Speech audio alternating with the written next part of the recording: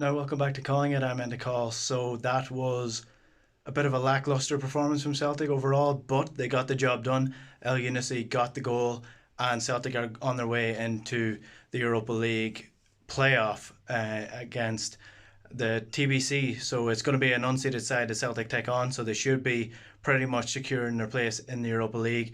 Overall, that performance, the starting lineup is a bit weird. Feels about 2 years since Celtic have actually played the same defence as they have in the previous game. Near Beaton came in. I'm not sure if Chris Julian is actually injured or what's going on there, but and even going into this game, I was wondering, is El-Younnoussi injured or what's going on? Why is he not playing? He eventually got the goal. Like I said, we spoke to Gary Rogers before the game. He played against Riga last year. He said they're going to be very defensive. They were at one point in time. They actually had all 11 men behind the ball just outside their box. So it was a really tight game. It was tough for Celtic to break them down. Celtic were lacking a little bit of creativity. I still don't think that Ryan Christie is the man that should be starting up front along with Edouard. He doesn't look comfortable in that position. He's not a natural striker. He's a number 10. I don't think that's the way Celtic should be setting up.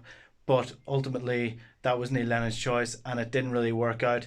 He also went for a back five with James Forrest playing as the right wing back and Greg Taylor on the left wing back. Again, Greg Taylor was exposed a couple of times. Anytime that Riga were actually on the break, he was the man. It was down his side that it was actually getting exposed. So that's a worry for Celtic. Once James Forrest came off and Jeremy Frimpong came on, I thought there was a lot more creativity within the Celtic team. He got forward a lot better, and he also got the assist for the goal. So the goal itself, very scuttery from El-Younnoussi. He came off the bench, come on for Edouard. I actually was worried about that substitution, Edouard coming off when you need a goal, but he did get the goal. It was very scuttery. He came in from the right hand side from Jeremy Frimpong. He got a touch on it. It wasn't his best shot, but if he hits it any better, it's probably not actually going in. So ultimately, once they go in, you get the goal, 1-0 up. Celtic secured their place in the next round of Europa League qualifier. Not the best performance in the world, but it's all about getting in, especially these one league games.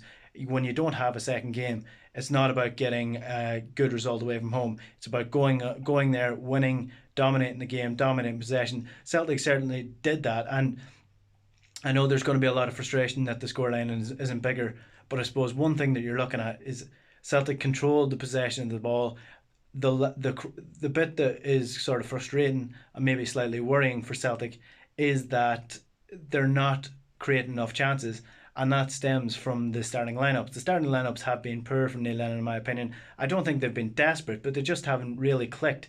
The back line isn't consistent enough, and going forward, I think you need to get Abi and Ajeti into that starting lineup, regardless of whether you think Ryan Christie's playing well or not. Ryan Christie should be playing as the number 10, and I think that's evident that Celtic are missing that creativity at the number 10 position, and they're missing that second striker. Ryan Christie is not a starting forward. That's not his position. He shouldn't be starting there.